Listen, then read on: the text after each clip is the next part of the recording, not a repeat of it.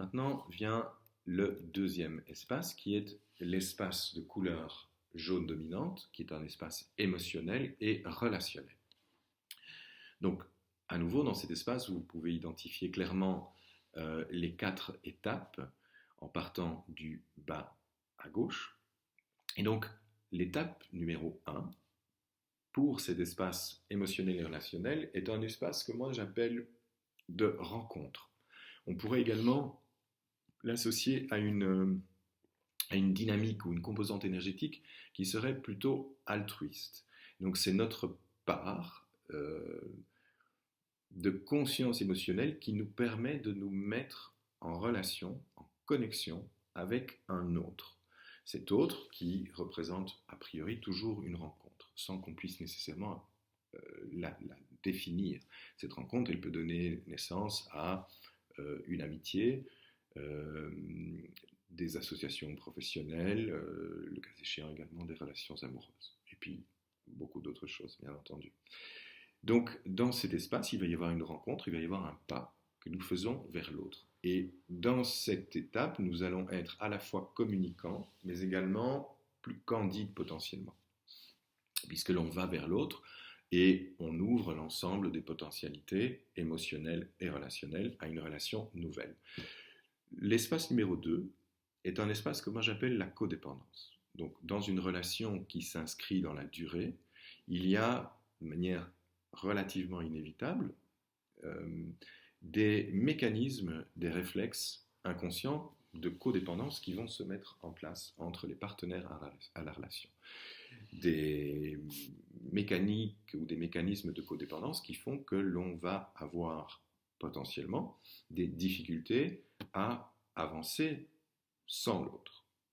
Et donc, si la codépendance est un obstacle, il est vraisemblablement souhaitable pour chacune des parties à la relation de pouvoir passer, franchir ce cap délicat de la codépendance pour pouvoir reconstruire ou construire des relations harmonieuses, mais qui sont basées sur un équilibre et pas sur une dépendance. Vivre sans l'autre, ça doit être possible, car c'est possible.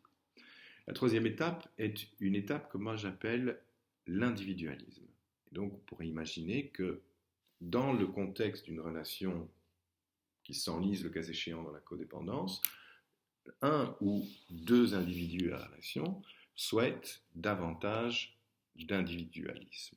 L'individualisme permettant à l'individu, à son individualité, de s'exprimer dans la relation sans avoir l'impression d'être totalement absorbé dans la relation et donc d'être dévoré, parasité, intoxiqué par l'autre. Et donc c'est une étape qui peut-être est nécessaire ou souhaitable pour que chacune des parties à une relation qui se déséquilibre puisse retrouver son équilibre intérieur, son harmonie, son autonomie et avancer malgré l'autre. Ce qui ne veut pas dire qu'il faut nécessairement rompre lorsqu'une relation est codépendante. L'idéal serait de voir qu'est-ce qu'on peut faire pour sortir de la codépendance, en rappelant que la codépendance, elle est salutaire. Ce n'est qu'une étape, ce n'est pas une finalité. La quatrième étape, c'est celle que j'appelle l'indépendance ou l'interdépendance, c'est selon.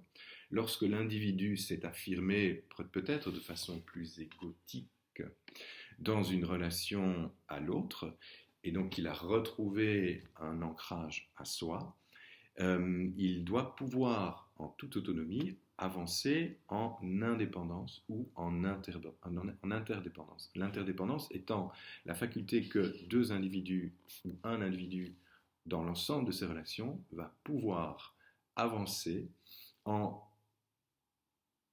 mettant en évidence, en valeur, ses propres potentialités et en apportant à la relation la richesse qui est la sienne, de façon à ce que dans l'interdépendance, la relation soit beaucoup plus enrichie pour les deux individus.